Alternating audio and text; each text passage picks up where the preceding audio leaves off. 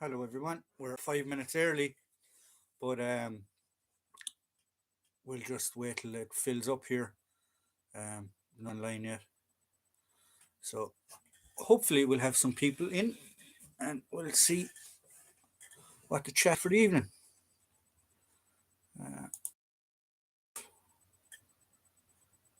Just gonna turn up my mic if I can.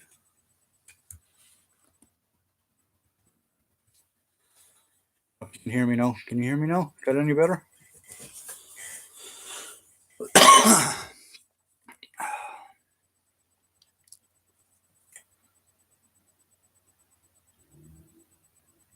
I don't know how.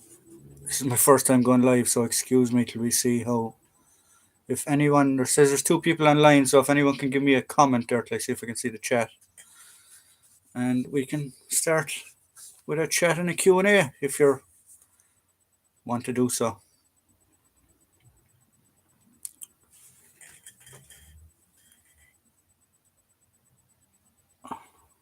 Just turn off my phone so we can have a bit of peace.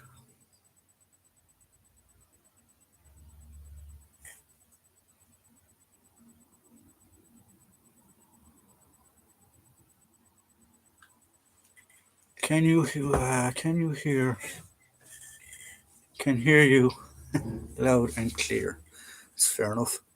Thank you very much. So we've 4 people online. I don't know how many people we're going to get online for this. This is just a once off, and we'll see how it goes. If you have any questions or if you have any queries about my collection or my videos, put them up in the comments there, and hopefully I'll be able to answer you. We're in my war room at the minute, as you see. So yeah, I really don't know what to chat about. Sure, we'll see if people start asking questions. Now,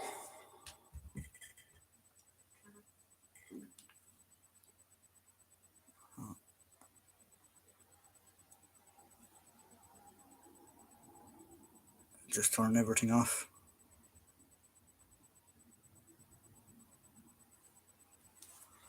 So how's everyone doing anyway tonight? Or this evening, I should say. Nearly 8 o'clock.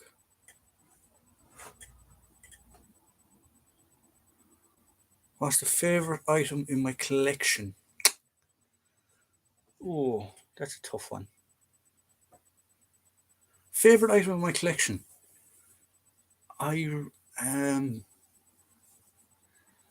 He has a soft spot, I suppose, because I bought him when I was always collecting throughout my life, but when I really got into collecting, I bought him as a complete mannequin, and he sort of started it all off,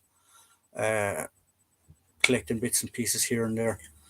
So he would probably be my favorite. Yeah, he doesn't get changed. He stays the same all the time, whereas the other mannequins, I alternate what uniforms I have on them just to show the collection, uh, off to people.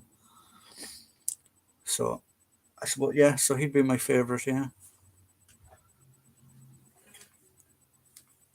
So I might just have to silence my phone here because it keeps vibrating.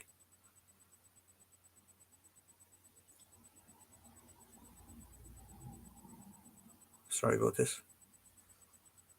No. So, any other questions? We've only 4 people online, but sure, we'll go with that and we'll see what happens after that. We're only been live for 4 minutes. I did say 8 o'clock, and it has just turned 8 o'clock. So hopefully we'll get a few more people. If not, we'll cut the live short anyway. Just to see how things are going to go. If it's popular, we might do it every week. We'll wait and see. So that's about it, really. I'm just trying to think of anything else that I would have a soft spot for in my collection. they all have their own story, I suppose. Like it's like everything else. It's the thrill of the hunt.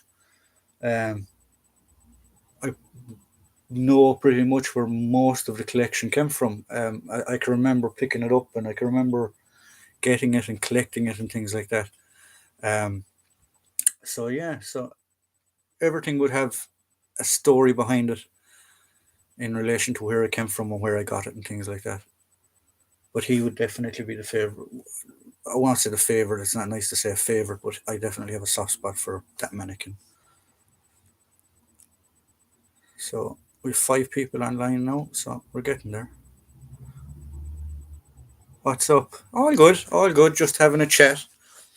See if see how this live thing goes, and if it's popular, we'll carry it on, and maybe we make it a weekly thing. Uh, Especially with COVID now here in Ireland, we're just starting to come out of restrictions. Monday, I believe, as well, they're lifting more restrictions where we can go from before we were only allowed to travel 5k from a house, from your own house. Now we're allowed to travel inside the county, and on Monday we'll be allowed to travel outside the county. So hopefully we'll be going to shows and stuff like that. Over here in the States, the helmet came out well. What county am I in? I'm in County Clare, west coast of Ireland. Next stop, New York. Or well, you have to pass the Iron Islands first, but after that, then it's New York. So Ireland is pretty much divided down the centre. You have the River Shannon, which is, I think it's one of the longest rivers in Europe. Um, so I'm on the west coast of that. I grew up in Antrim. Very good. Um, Antrim's a nice spot, actually. Yeah, very scenic in Antrim. So yeah, keep the questions coming, guys. Anyway, I'll try and answer them as best as I can. If not, I'll make up the answers. Typical Irish. But yeah. So we're going to we'll just see how we get on. Hopefully we'll get more people in. There's 5 in now, so don't be afraid to ask me questions, guys.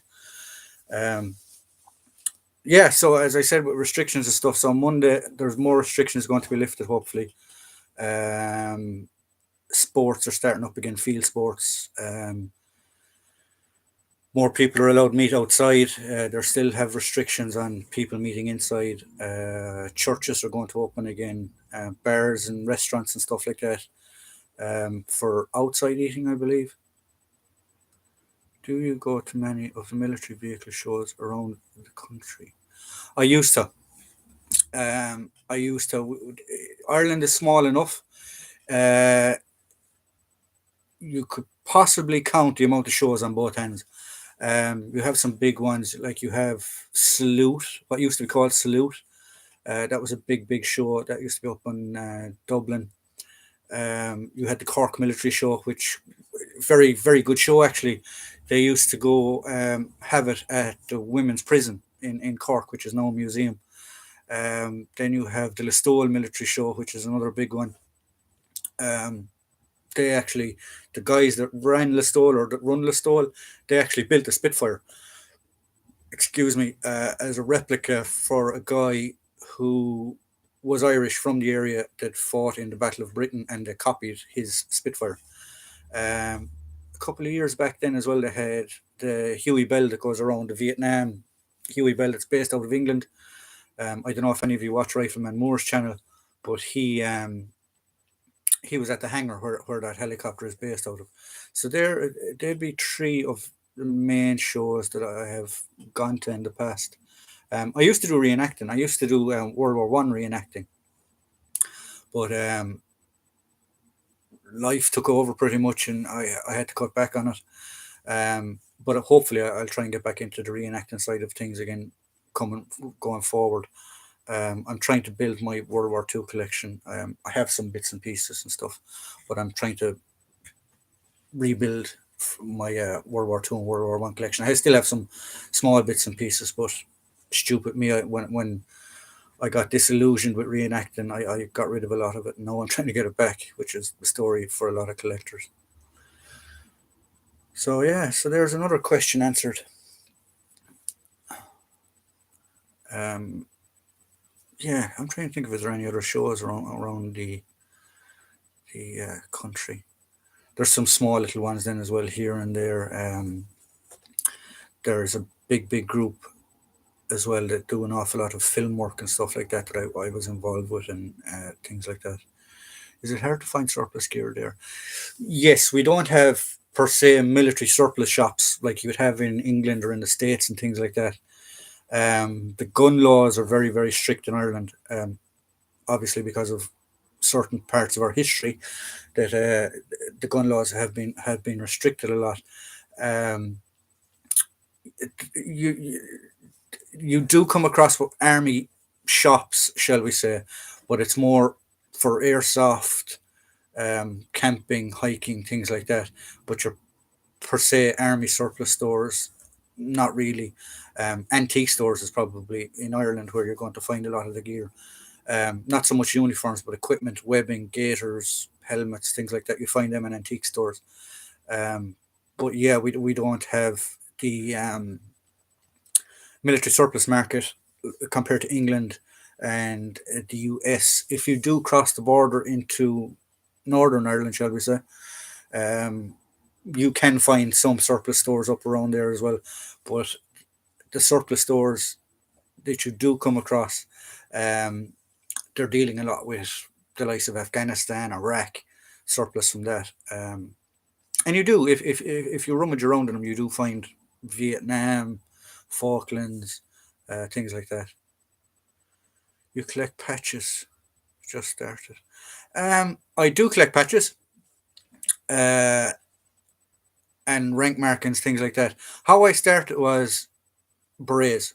Um, I started collecting berets. I was in the army myself, and guys would come back from overseas, or I'd be working with other groups on shooting teams, different courses, things like that, and we used to swap berets. So that's what started me. I always collected prior to being in the army. I had family that served in the army, um, both in the English army and the American army, and I had bits and pieces from them. But berets was what I actually started collecting, and you do collect unit patches and things like that as well. So I do collect patches. Do you have information about Rylos or rifles during the Battle of Overloon Valley, Netherlands? I don't. I don't know much about the Royal Ulster Rifles um, in relation to each individual battle they fought. I do know that they landed on Normandy, on Gold Beach. Was it Gold or Sword? Um, they landed anyway the day after D-Day, and they fought the whole way up into Caen. Caen was pretty much liberated by Royal Ulster Rifles. Um, the Royal Ulster Rifles then was split. You had one battalion became airborne, and the other battalion was still land. Um, the airborne battalion they fought as well in Normandy. Um, there was other Irish regiments involved in the Normandy campaign, but I suppose the Royal Ulster Rifles were probably one of the most famous ones. I actually have um, two caps belong to the Royal Ulster Rifles. I have their, shall we say, their side cap, and I have the later General Service beret that they were issued with. Um, the, during the problem with, shall we say, the Second World War is an awful lot of Irish guys from the Republic still went and fought in the Second World War. But because of all the politics and stuff that was going on at the time between Ireland and the UK or England, um, when these guys came back, they literally just went back in under the carpets, and they were uh, they just got on with their lives. And thankfully now the information is starting to come out about them, and they're starting to be recognised, and they're starting to get more pronounced or more defined for what they did. I'm 18 years old and I am thinking about joining the army. I've talked to a quite few retired soldiers, and would you recommend going into the army? Honest opinion and advice. Yes. Yes. The army, I would recommend any young fella to go into the army on two occasions. One, to better yourself, and two, to experience discipline. Um, I went into the army at 17. I always wanted to join the army. I think for a period of time I wanted to be a firefighter, but no, I always wanted to join the army. Um, and I loved the army. The only reason that I got out of the army was I got injured and I had to leave. If I could have, I would have stayed. Um, there's two things about the army. The army is a calling. If you want to be famous, if you want to make money, if you want to be rich, do not join the army. If you want to experience life, experience comradeship, experience friendship that you will have in no other field, join the army. To this day, I'm still best friends with guys that I was in the army with, that I could ring in the morning and go, I need to dig out with something, and they'd drop whatever they were doing and come and help me, and vice versa. I would go do the same for them. So, yes, I would recommend joining the army. The only piece of advice I can give you in going before you go to the army is have a bit of fitness. Don't have to be super fit, but you have to be fit. And don't quit. The instructors are looking for guys that will quit. And if you quit once, you will always quit. And that's what they want. They want to make you quit.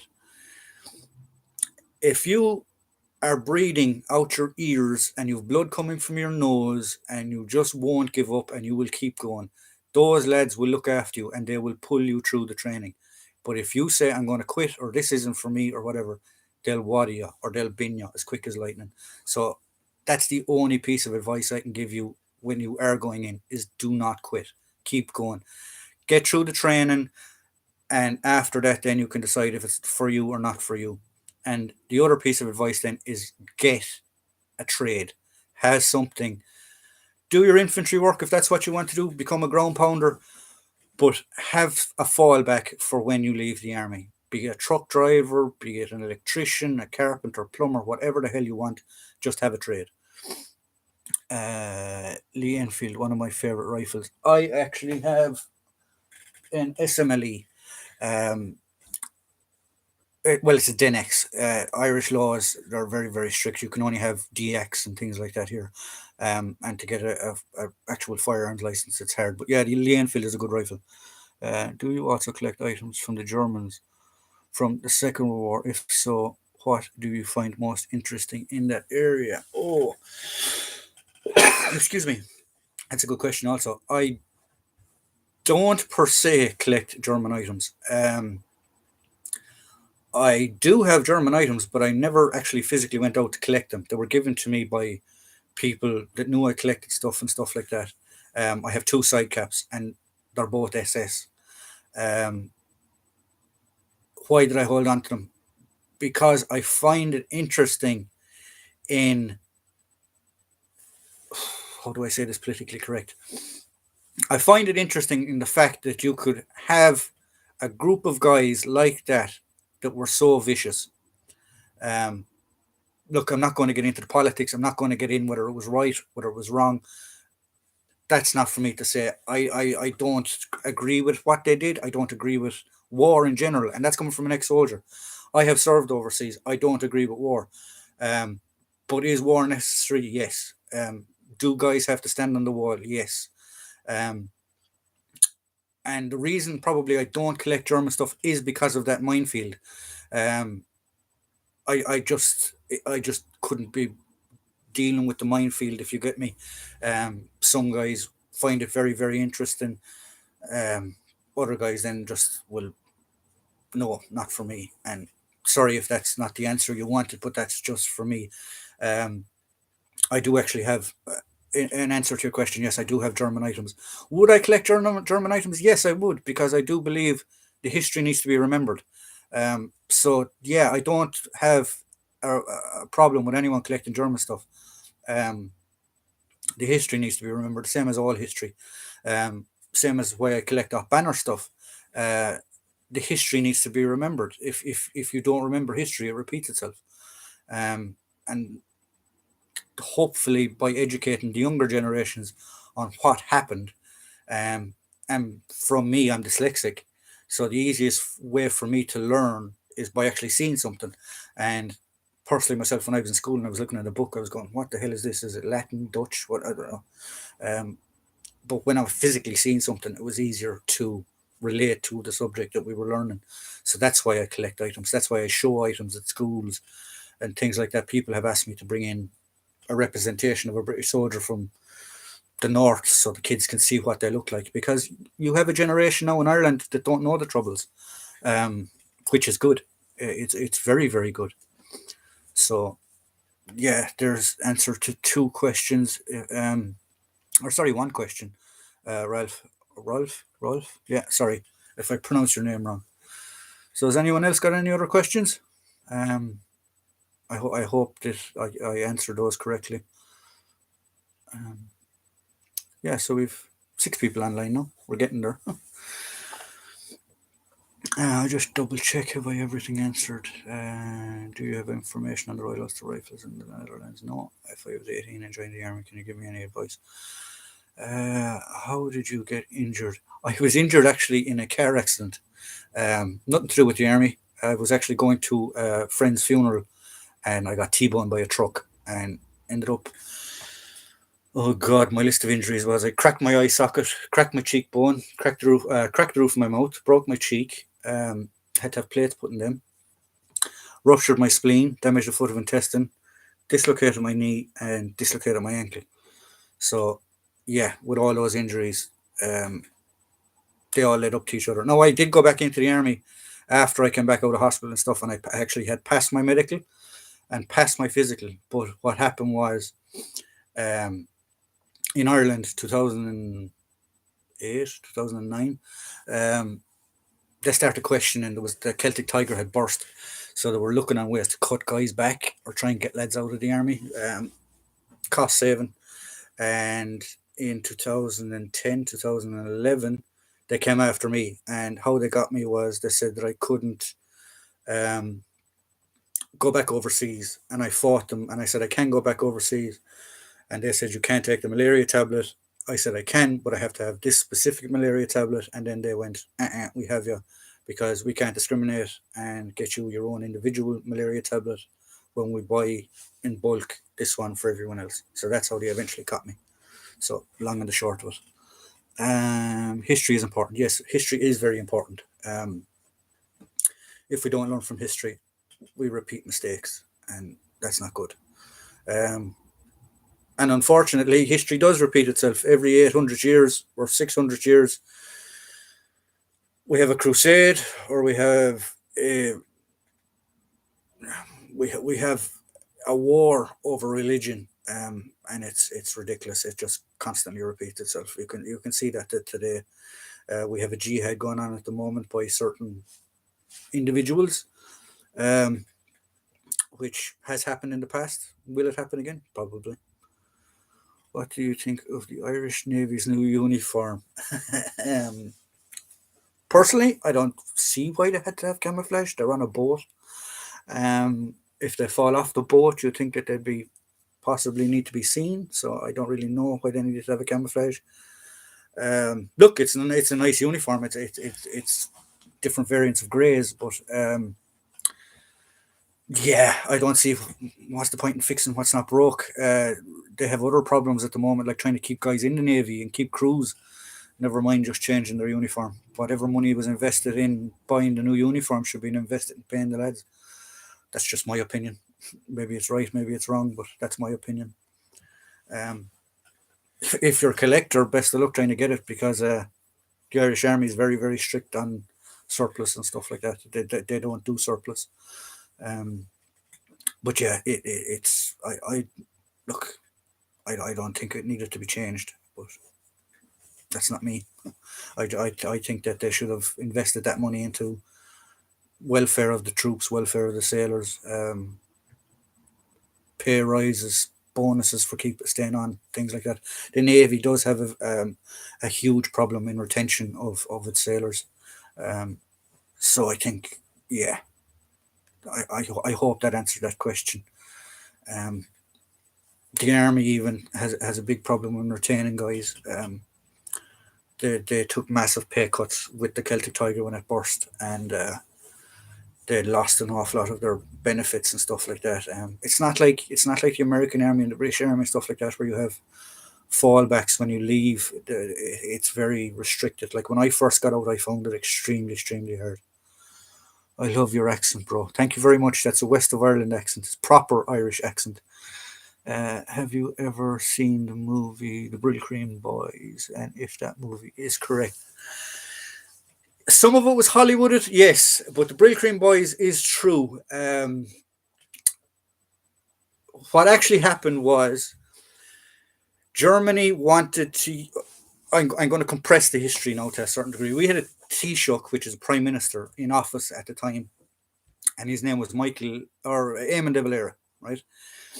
Hitler wanted to use Ireland as a U-boat base for the Battle of Atlantic, so he wanted Ireland to go on to um, the Axis um, side, shall we say.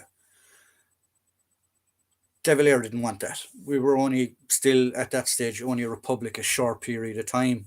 Um, didn't want to go back that way. The um, Americans and the Allies wanted to use Ireland as a base to get the soldiers here, because it's shorter to get them here to Ireland as a base for the invasion of Europe. De Valera, no, sorry, not doing that. So what they basically did was he declared that if any soldier, sailor, or airman from any side ended on Irish soil, they would be imprisoned for the duration of the war. So that's what they did. They built, well, they didn't build it, it was already there, it was in the Curragh, a camp. And you literally had a barbed wire strip down the centre of it, and you had the Axis at one side, and you had the Allies at the other side of it, right?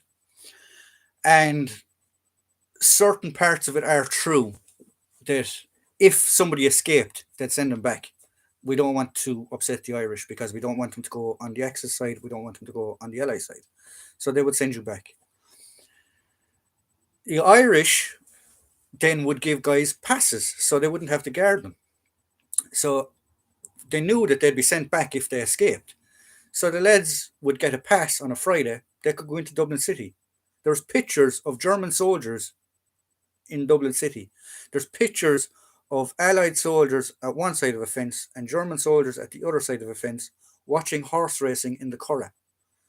So the Brill Cream Boys did happen. It was a strange thing, but it worked. It worked. It kept us out of the war to a certain degree. Yeah, that's a good question, actually. Was the Brill Cream Boys true?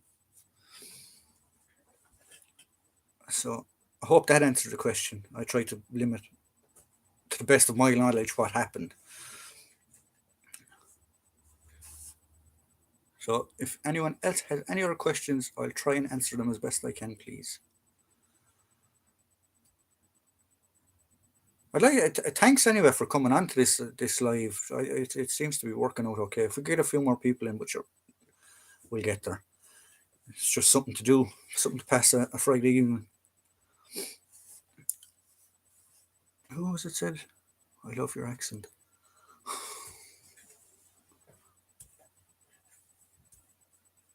Do you think the Irish Navy is moving forward? Have you ever seen the Brill Cream Boys?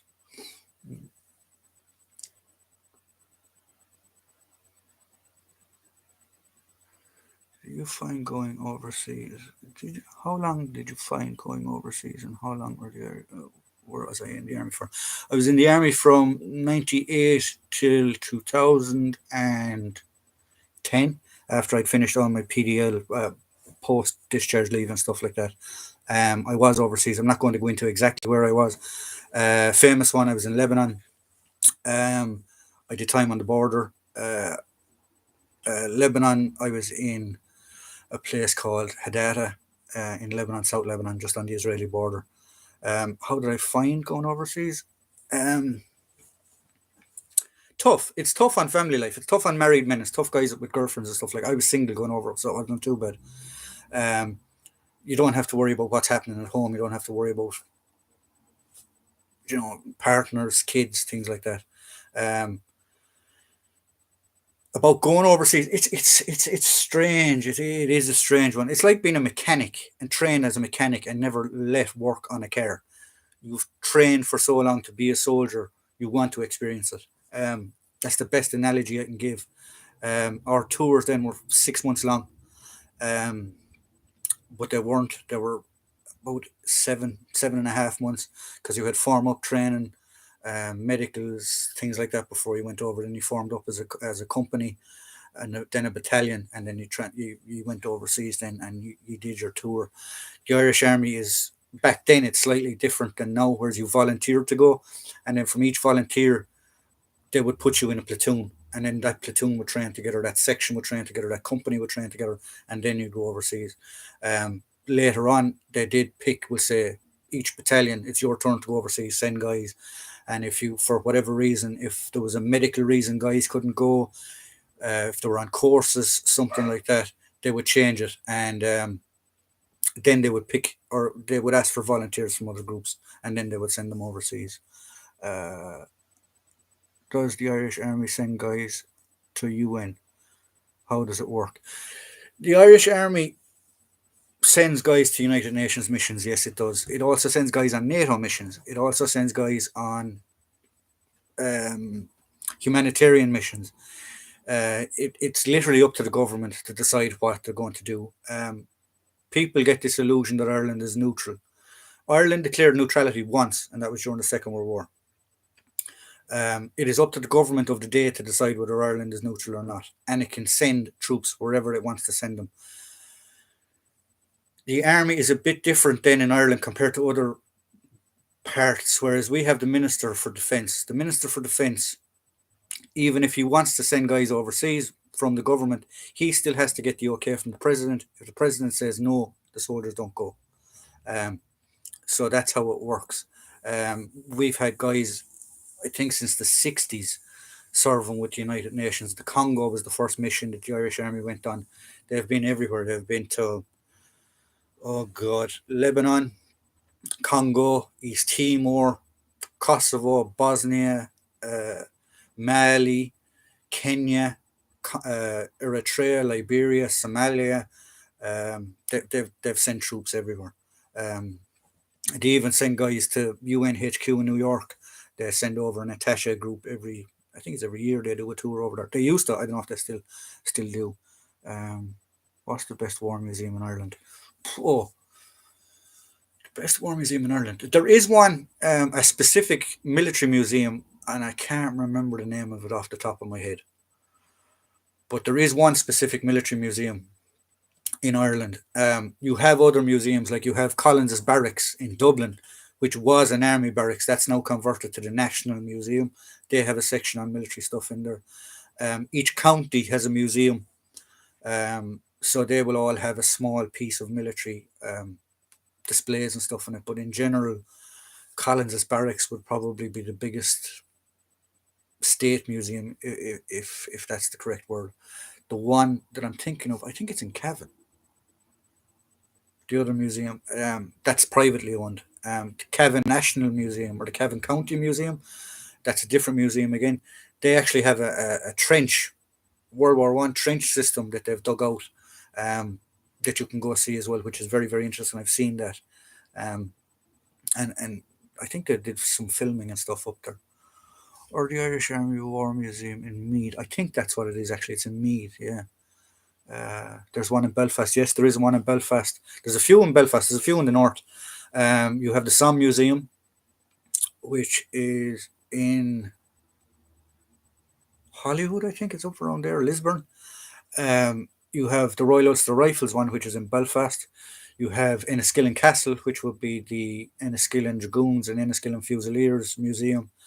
Um, you have the old jail in Belfast as well. That has a bit of military history behind it. Um, where else in Belfast or up around the north is there? You have museums then from the Troubles as well in Derry.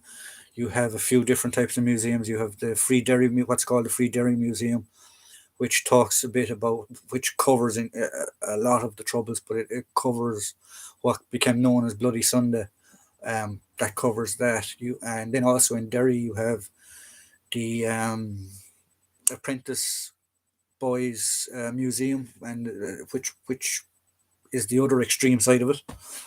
So yeah, there are museums around the place. Where can I find a Mark IV visor? I've heard the Irish Army are disposing of all its 58 pattern weapons, 68 pattern. I've been trying to track down a guy, or track down a visor for a guy for a long, long time. Um, if you go onto eBay, the Mark IV helmets, Riot version helmets, are making ridiculous money on it. I don't think it's worth what they're making, but they're making that money. Crumlin Jail, that's the one I'm thinking of. Um, yeah, there's massive, massive, massive, massive money being made on them. Um, Getting Irish Army equipment is very, very, very, very, very, very difficult. They don't sell stuff on surplus. 90% of it is crushed, shredded, disposed of other ways, sold off to other armies. Um, that's about the only way that you'll get something is possibly by contacting the army and saying, "Look, can I have a piece of equipment for a museum or something?" That's probably the only way you're going to get it. But try to get it surplus and stuff like that, it's nearly impossible. Um, do you also have U.S. Army medals in your collection? The only U.S. Army stuff I have, um, I have some Vietnam stuff.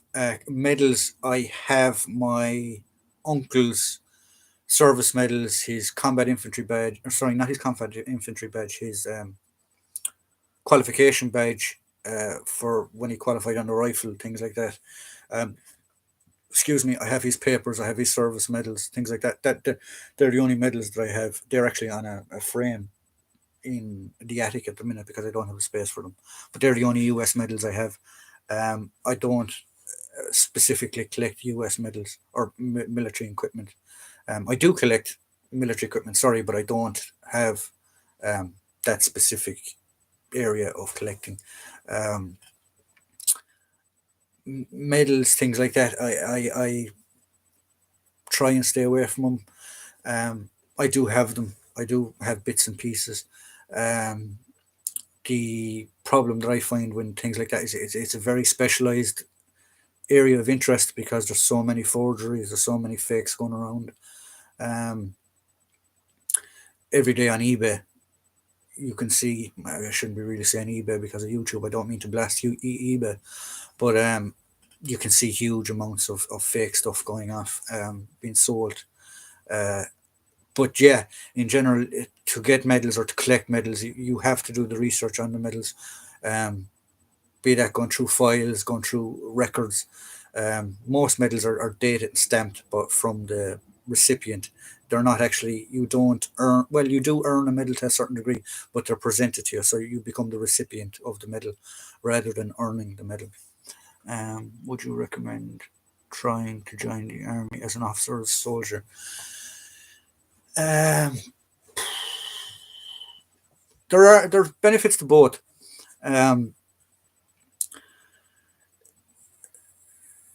there's benefits to both. If you want to be with the lads, there's still a small bit of hierarchy between officers and enlisted men or general ranks. Um, Officers can retire earlier. Officers get different perks. They get college paid. They used to get college paid from. I don't know if they still do. Um, but in the Irish Army, it's tougher to become an officer than it is to become a regular infantry soldier. So there's pros and cons between them both. To get overseas, to get courses, to get general training, it's easier as an enlisted man than it is an officer. So you have to weigh up what way you really want to do it. Um, is it required to speak Gaelic to join the army? It is not required to speak Gaelic or Irish, but you do need to know some of it. All the words of command, marching, turning right, turning left, it's all given in Irish. Um, but you'll learn that. You'll learn that quick. They'll beat it into you. But it's not mandatory. If I can remember, when I did go for my interview or my requirements, I think you have to have a pass in what used to be what is the junior cert, which is I don't know what the equivalent is in other. The two exams in Ireland. You have the junior cert and the leaving cert. They're state exams. Um, you had to have a junior cert was a minimum. You had to be 17, and you had to have a pass in English, Irish, maths, and English, if I remember correctly. And it doesn't matter whether it's foundation, honors, whatever, ordinary level. You just have to have a pass. Don't quote me on that. They may have changed it, but that's what I can remember. What is the best Irish Army unit? My own, my old one. Um, the army is broken into different units, like everything else. But unlike the British Army, we don't have regiments. You have battalions. So each command or each brigade, what used to be called a brigade or command, is now called a brigade, has used to have three infantry battalions, one artillery battalion, one cavalry battalion, one medical battalion, one engineer battalion, and one military police company. Um, and I think there was logistics engineers, things like that as well. So there's no per se in units. Each battalion obviously has its own rivalry between each battalion. I started off in a battalion called the Fourth, which is now disbanded. They were stationed in Cork. I transferred later on in my career to the 12th Battalion, which was split battalion. It was in two different areas. Um, so I was in both battalions. I suppose the most famous unit in the Irish Army would have to be the Rangers, the Irish Army Rangers, which is the special forces of the Irish Army. Uh, so that would probably they would be the best, I suppose, yeah, because they run a selection course and pick from across the army. If you pass the selection, even if you pass selection, doesn't necessarily mean that you're in the Rangers. You still have to do probation. I think you still have to do an interview and things like that. I never went for it, so I don't know. But yeah, I'd go with the Rangers. The Rangers would be the best because they can pick from a huge pool of who they want.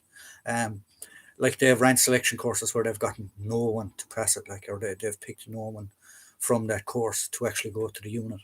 Um, and then they've ran courses where they've picked two, three, five, six out of 150, 160 candidates. So I would say they're the best of the Irish Army. So yeah, so any other questions there? Anyone else around the place? I'm just trying to think. Hello, what is your favorite bayonet in your collection if you have a favorite? I actually have it here, if I can show it. I should have it here somewhere. It is the spike bayonet. I know it's plain and simple. There we go. It's the spike bayonet for the Mark IV. And the reason it's my favorite, or the reason I like it, it's so simple. It was literally, it's idiot proof. It's a piece of metal with a clip to stick it on the end of your gun. Like, it's soldier proof. I mean, it's ridiculously simple, and that's why I like it, because it's there's no frills with it. There's no. It's not difficult. Um, have you ever been to the Netherlands at event? No, I haven't. I haven't been. I haven't been overseas to any military events or shows. I suppose the farthest military event or military show that I ever went to, not really show, I went to, when I was a child, teenager, I went to the Imperial War Museum in London, and I went to the HMS Belfast in London as well. Also, I did go on a military pilgrimage to France, and the Somme and Belgium, where we went to Ypres. We did Normandy, we did all the beaches, we did the graveyards. We went we went down into the Somme, then Verdun, and then we crossed back up and we went to see where all the Irish regiments had fought in around Ypres, graveyards, things like that, and back out into Brussels and flew home. So yeah, so that's about my only things that we did while I was away. Is there a good book on the Ranger Wing Shadow Warriors? Yes, I do know guys that have been in the Ranger Wing. I'm not going to obviously mention them. I haven't read that book, but I have been told it's a good book, so I must go get it. Is it World War Two?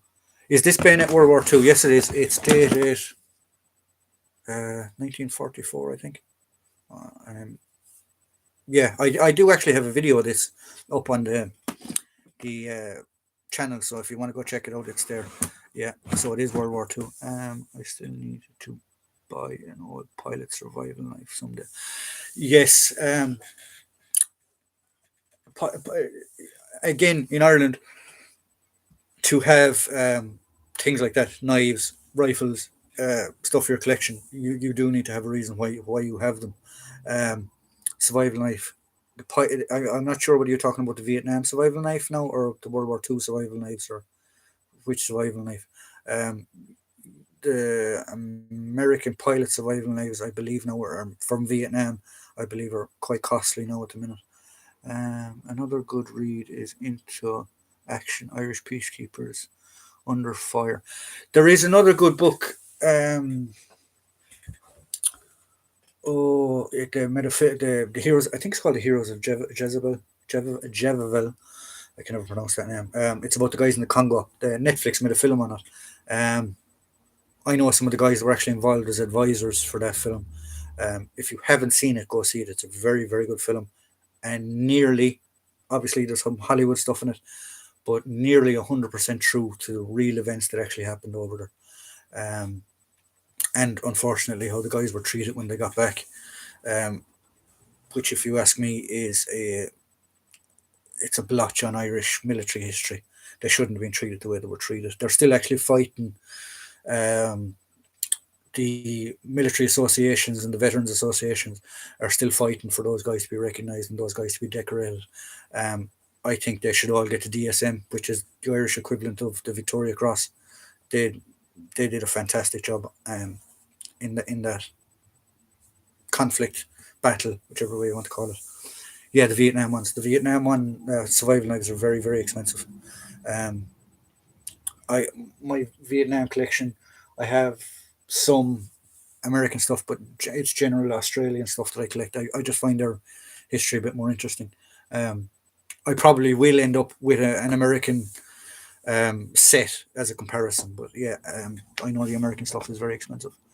Another peacekeeper. Sorry. Do you know much about the MMG, Military Medal for Gallantry? Military Medal for Gallantry. No, I've never heard of it actually. The only one that we've ever encountered was the only one I've ever encountered was the DSM, and I knew one guy that was serving when I was still in the army that had a DSM, and he was a bit like the Medal of Honor. He was to be saluted and you were to stand to attention when he addressed you. Um, uh, I'm not 100% sure the Military Medal for Gallantry. Sorry, forgive me on that one. How long was the iconic turtle helmet being used in Ireland? The turtle helmet was used, pretty much after the 50s, all the way up until the early 90s. The reserve, the FCA, were still issued with it. When I trained in 98 for our riot training, we actually used the Mark IV riot version. Um, so yeah, it was still in use at that day, and I it was still the standard issue for the reserve, I believe, in the early 2000s. They actually, I think the RDF, or what's now the RDF, used to be the FCA. They actually got the old Israeli helmets we used to use when the army upgraded to the helmet that they wear now, which is it's pretty much the American helmet. Um, so yeah, so it would have been up until the 2000s nearly. I'd say that the Irish Army were using the Mark IV. Um, Watching from Los Amigos National Library, Office of Strategic Research Development. Oh, thank you. Very interesting. Watching from Los Angeles National Library, Office of Strategic Research. Oh, thanks very much for tuning in. Um, where are the turtle helmets relics from World War II? The bloody hell! There could be. There could have been. The Irish Army is notorious for not throwing away stuff. Um, I couldn't tell you whether they were Mark threes or Mark fours. I really wasn't worried about it at that stage. They could have been. During World War Two, though, that they used the British Brodie helmet or the British Mark II helmet, and then they changed to the Vickers helmet, what's known as the Vickers helmet, which is nearly the same as the German 1916 helm, steel helm. Um, but they had the FF crest on the front of it. Also, very hard to come by now, the Irish Army Vickers helmet. Um, which would you rifle did you prefer, the FAL or the Steyr?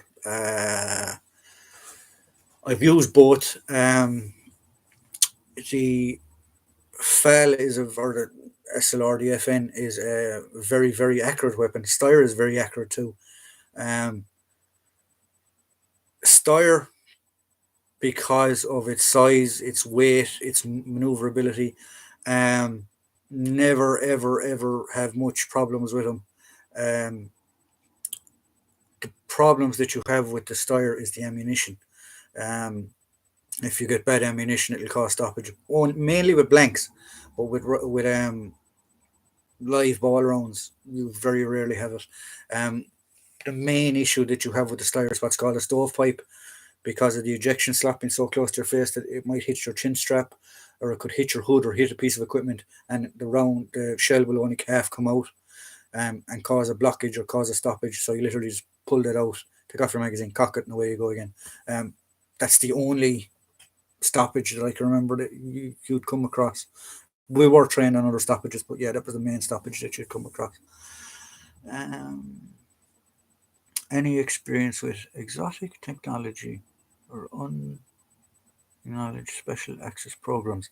I can't tell you that online. Um, not going to say I have, not going to say I haven't. Um, I was involved in testing new equipment, specifically the 60 millimeter mortar. When I was in Cork for a while, we had the opportunity. The other units were given, they were changing the 60 mortar, and they were given, each unit was given a different version or a different manufactured 60, and we used to test them, literally hit them with hammers, throw them off the backs of trucks and carry cases and everything to see would they work. Um, yeah, so I have been involved in the testing of new equipment. Um, that's about as all I'm going to go into. Do you think the GPMG will ever get phased out? And I think it is a bit outdated. No, the GPMG is an infantryman's best friend. When that thing goes off, you know about it. I don't think it needs to be changed. I don't. It's not outdated. It may be a bit heavy, but yeah, no, I don't think they probably could do with being upgraded, as in have new barrels put in them and things like that. But yeah, no, I don't think they're outdated at all. In the movie Yanks, 1979, a U.S. Army officer goes on a trip to Ireland in 1943. Was that actually done? I don't know. I haven't seen that film. I can't tell you. We do have. There is, in relation to military stuff, there is exchange programs. Whereas guys will go to America and they will learn a certain thing at one point in time. They still are. They've been in the top five nearly for a couple of years. The Irish Army sniper teams compete in America. That's well documented. Um, there are exchange programs in the cadet school, which is pretty much the equivalent of Sandhurst or the American equivalent of West Point. You do see foreign officers being trained. Um, so there are exchange programs. Yes, you do come across exchange programs like that. Um, Mainly specific type guys. Obviously, during the time of the Troubles, our bomb squads were probably the best and most experienced in the country. They still are. Actually, the bomb squad was used today in Dublin for what they believed was a bomb, um, dating back to God only knows when. But yeah, the bomb squads in Ireland and England were used a lot for training purposes, giving lectures to different armies, agencies, things like that. I do believe that I can remember seeing a documentary. I think the New York bomb squad was actually trained by Irish Army guys. Um, don't quote me on that. I'm not sure, but I do remember vaguely hearing something about that. But the Yanks, I must look up that film and have a look at it. Movie, sorry, whichever way you want to say it. So we're coming up on 55 minutes. So we'll give it an hour, and we'll see. Well, we'll give it as long as you keep throwing questions at me. I'll keep answering them. But we'll go for an hour. I hope I'm answering your questions now, guys. If you don't think I'm answering them correctly, please let me know, and I'll try and reword them. Um, yeah, I've covered all those questions. I think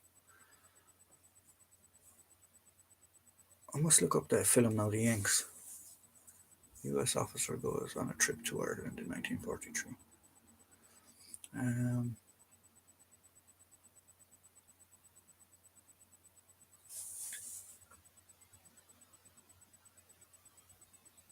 Granard Island. I'm not sure.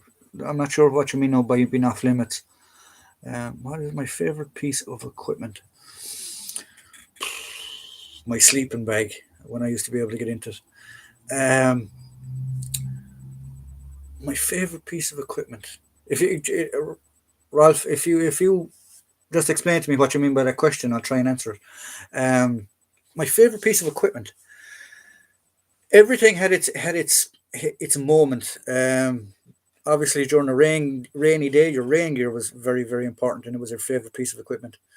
Um, Stuff that I liked using. Night vision. Night vision was always great fun to use. Um, because not because we didn't get to use it that much, but it was just I don't know. It was like being in the movies. Wearing your night vision. Yeah, I suppose night vision was probably my favorite piece of equipment to use when we were given it. I have a bayonet, exact one, amazing. Yeah, as I said, that bayonet, it is literally the most simplest piece of engineering ever. Um, Soldiers are renowned for breaking things. So yeah, if you can make it absolutely idiot proof that a soldier can't break it, fair play to you. Anthrax and other biologists. I do not know that now. The only place that I know, um, the only place that I know was off limits to us was in border areas. You had certain bars and certain areas that we couldn't go to, even out of uniform. And thankfully, that has changed. But yeah, that was the only place I can remember that we were told not to go um, when we were off duty. But I don't know about that now. I must look up that. Granard, 1942. Hmm, that's a very, very interesting one. I There was an area in Cork and there's another area in Wicklow, two big training areas. If any Irish people are on, they'll know what I'm talking about. That we would have a lot of trouble with sometimes, where people out for a casual Sunday stroll would walk across the ranges and put themselves in a stupid amount of danger because they were just ignoring red flags. Big red flag with a big sign on it. If you see the red flag, do not cross this gate. And the next thing you'll be looking through a pair of binoculars and you'll see Joe Bloggs, the wife, and three kids strolling along through a live range. Um,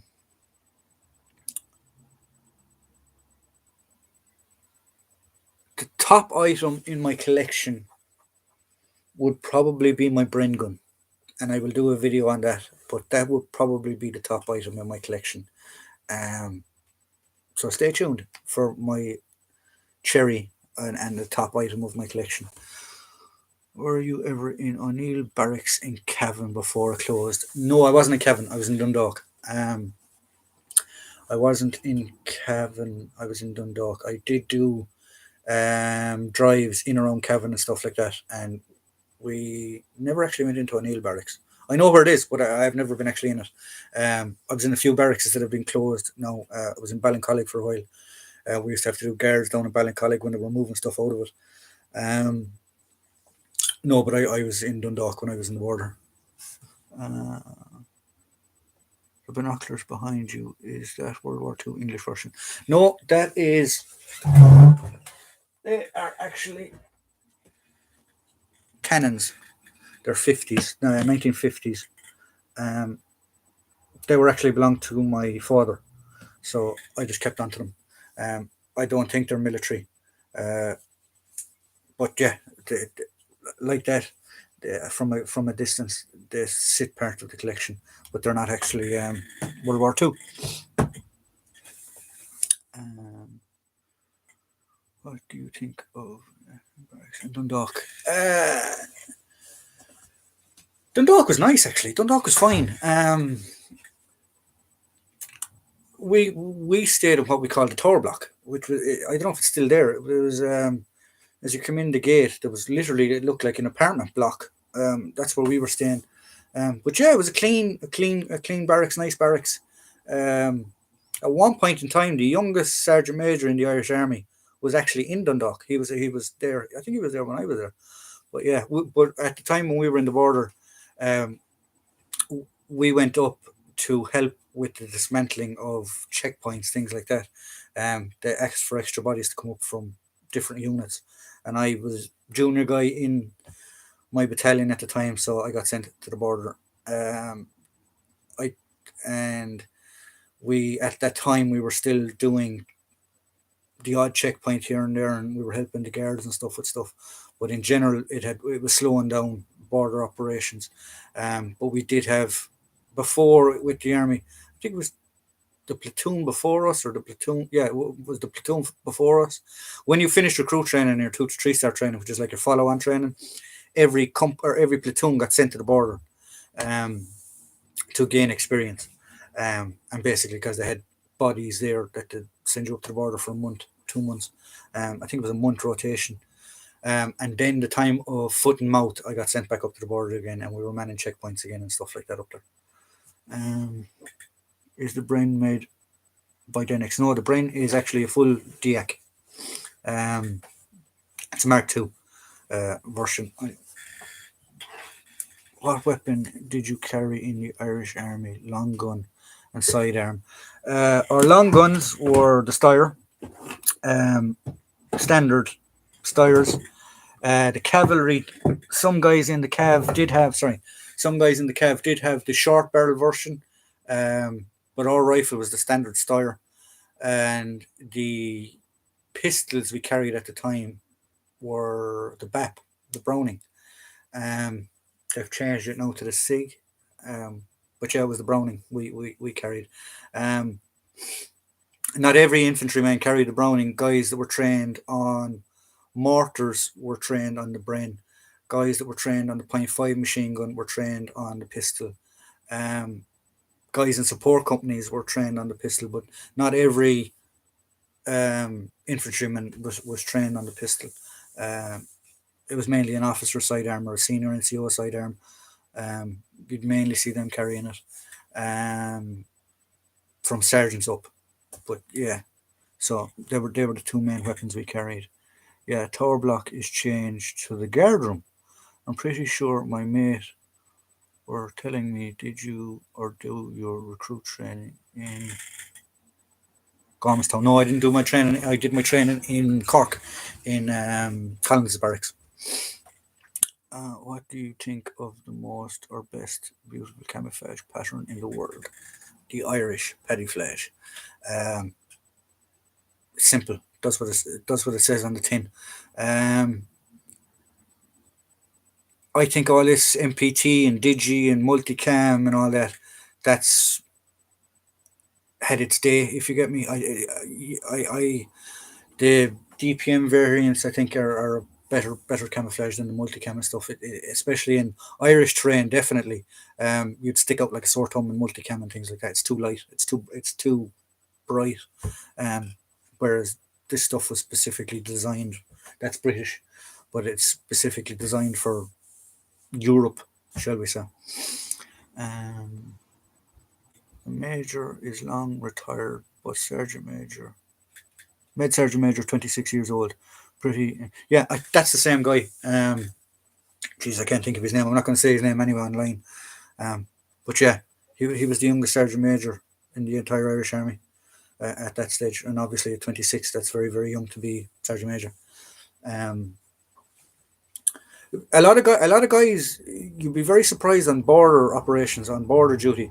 You'd see an awful lot of guys from all over the country, Cork, Waterford, Wexford, down south, the extreme south of the country, serving on the border because they got massive benefits for being on the border. They got extra pay, they got checkpoint allowance, they got cash and transit allowance, they got massive allowance. So to be on the border was a sought after position, um, for the money side of it.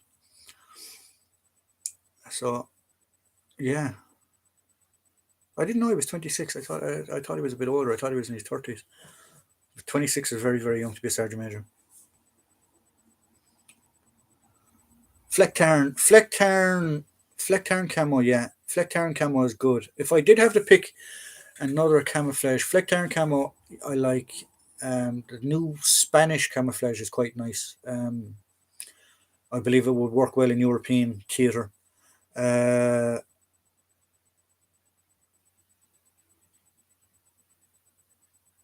um, the Swedes actually, is it pattern 90 or P90 or PP, whatever it is called. That's a good camouflage as well. Yeah, the Finns have a nice camo as well. Um, yeah, so they'd probably be my top four. Um, that's the nicest camo pattern, I think. What's the nicest camo pattern? I think British DPM or Irish DPM is the nicest camo pattern by a long shot. Yeah, yeah. The Irish and the British DPM stuff. It was specifically designed for the terrain that we use here in Ireland and in Europe. Um, like if you ask me, the multicam and the MTP, um, multi-terrain pattern. Yeah, I just don't. I don't like it. Um, I think it's outdated. It's already outdated. Like if there's a conflict in, God forbid, touch wood, but if there's a conflict in Europe or woodland area or jungle area, you're going to stick out like a sore thumb, and they'll be going back to this stuff.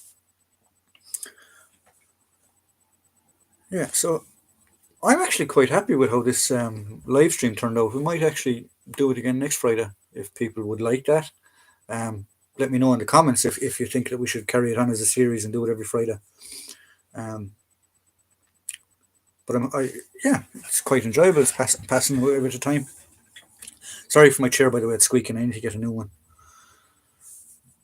So, any more questions before we log off, guys?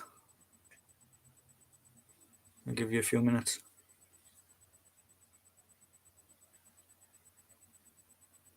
Yes, come on live again. Very okay. I think we'll do it again next Friday. So same time, same channel. If any of you remember, yeah, Batman. If any of you remember Batman, same time, same place, same channel.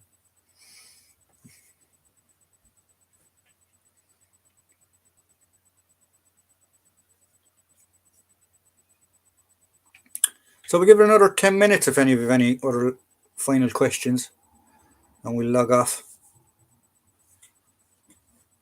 Everyone seems to like the idea of the old live stream of a Friday night, so we'll keep it up. And thanks, lads, as well, if you're subscribers to the channel. I mean, it's I started this as a hobby to try and get out information and stuff like that. So I hope I'm doing it justice. There will be more videos coming up now. I'll today's Friday, Saturday, Sunday. I'll try and do some over the weekend and schedule them to come up. I'll try and do one on a weekend, either on a mannequin or a piece of equipment. And if you like the live streams, we'll keep them up every Friday. So we'll be doing 2 videos a week, or 3, depending. I'll just show you. This guy is going to be coming up in a video soon. This chap here is going to be a bonus mannequin on parade. So stay tuned for that. We'll have the brain coming up, and we'll have other pieces of information as well coming up. Yeah, to do rifles and things like that, it's a bit tricky on YouTube. They don't like that type of stuff. Whereas the other stuff you can get away with it being historical content. Right, guys, 5 more minutes there if any have any more questions, and we will log off. We've gone an hour and 10 minutes now at this stage.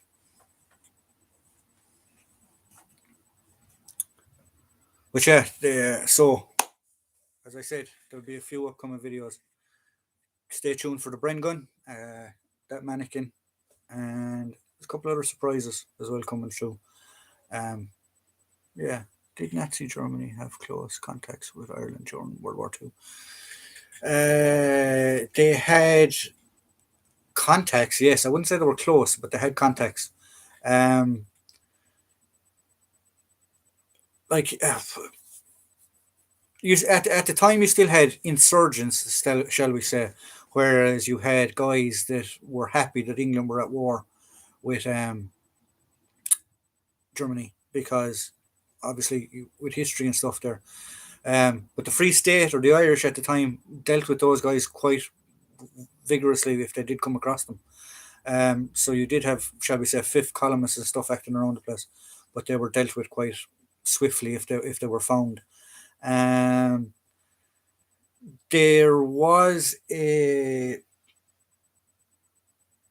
Irish, I can't remember, was the IRA or Irish Republican Brotherhood or something like that. He tried to recruit Irish guys from German prisoner war camps to join the German army and stuff like that. And I think he managed to get 2 volunteers, and they wrote a book about them. I think it was Irishmen in the SS or something like that. It was the name of the book. And the two lads literally joined to get out of jail. Ended up in brothels, pubs, everything that they could, and never materialized anything. How the two of them were actually caught was they were both in jail in Jersey or Guernsey, or one of them at the time, and for being drunk and disorderly, and they've literally got forgotten about when the Germans took over the islands. These two Irish lads inside in jail, so that's how they ended up in the German army, but it didn't work out. Yeah, so there was little things like that.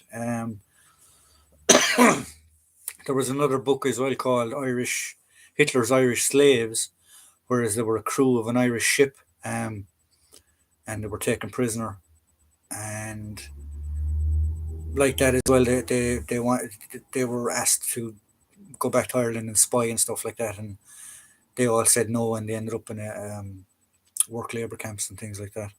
So there are things like that of Irish history, of Irish guys in World War II, and then you have some famous Irish guys. Uh, oh God, I can't think of the name off the top of my head. He was the second in command of the SAS. He was an Irish guy. Played rugby for Ireland. Paddy Main.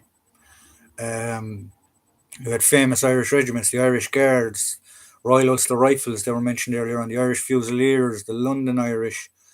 And then going back to the First World War, you had the Connacht Rangers, the Leinster Regiment, the Royal Irish Rifles, the Irish Fusiliers. So, I mean, the Irish guys were involved heavily in both wars, for World War One and World War Two. Munster Fusiliers, they fought heavily around Ypres. I can remember when we went over to visit the graves. There was massive amount of Munster Fusiliers buried in around that area. And then supposedly, I know there's controversy about him, the youngest member to die in World War One was an Irish guy from Waterford. I know that there's people that say he wasn't, and there's people that say he still was, but I know that there's guys that